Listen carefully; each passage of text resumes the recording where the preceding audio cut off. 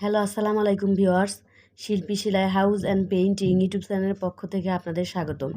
Viewers, আজকে আমি আপনাদের একটি গোলাপ ফুল পেইন্টিং করে দেখাবো। তো ভিউয়ার্স, আমি কিন্তু অলরেডি গোলাপ ফুলটি পেইন্টিং করা শুরু করে দিয়েছি।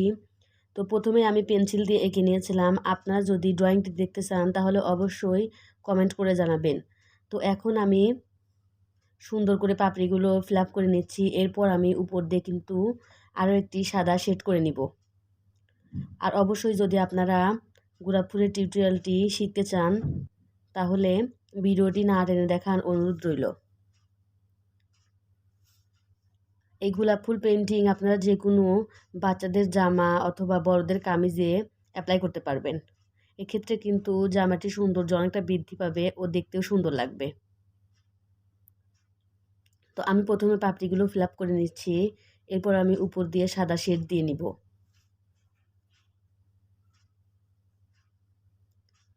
দেখুন ভিউয়ার্স, আমি একটা একটা করে কিন্তু পাপড়িগুলো কমপ্লিট করে নিচ্ছি।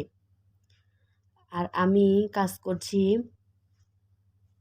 অ্যাক্রিলিক কালার দিয়ে। অর্থাৎ ভিউয়ার্স, আমি বলতে চাচ্ছি অ্যাক্রিলিকের রঙগুলো দিয়ে আমি কাজ করছি। আর কালারটা হচ্ছে নীল কালার।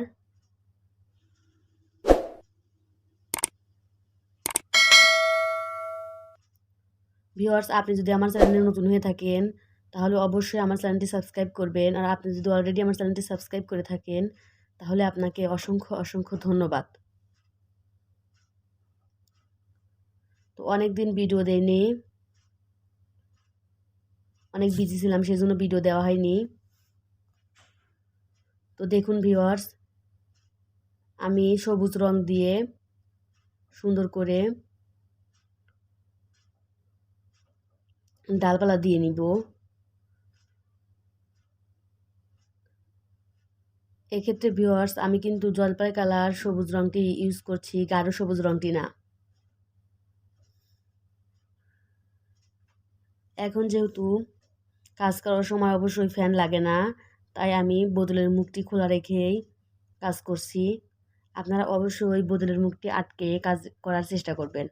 আর আমি কিন্তু বেশিরভাগ ছোটো ছোটো যে বোতলগুলো আছে তার মুখাতে রঙগুলো ঢেলে কাজ করি। অনেক সময় কিন্তু কাজ করতে করতে আমাদের অনেকগুলা বোতল খালি হয়ে যায়।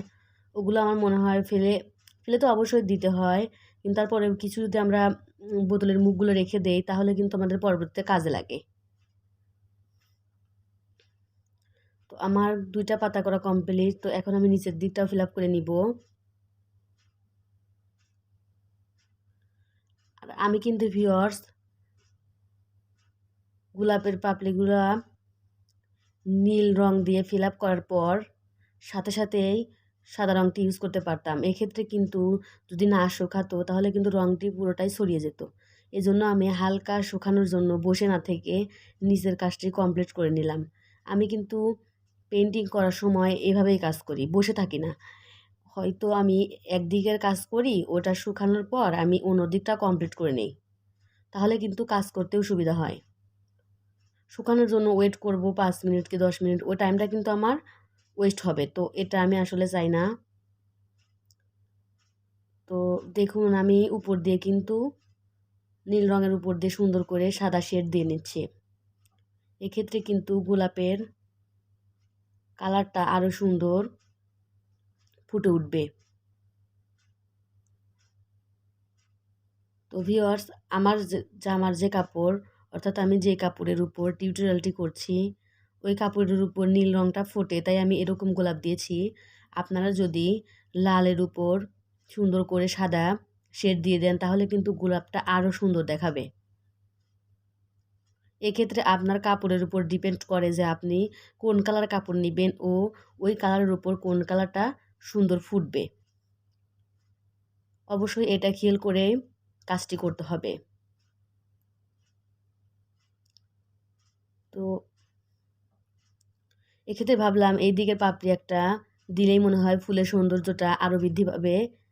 তাই আমি সাদা, যেহেতু আমি সাদা রঙে দিয়ে কাজ করছি আর তুলিতে সাদা রঙ লাগানো আছে, সেজন্য আমি সাদা শেডটা আগে দিয়ে নিলাম। এরপর আমি নীল কালার রঙটি ইউজ করছি। তো ভিউয়ার্স, আজকে এই পর্যন্তই। আপনারা সবাই ভালো থাকবেন। আল্লাহ হাফেজ।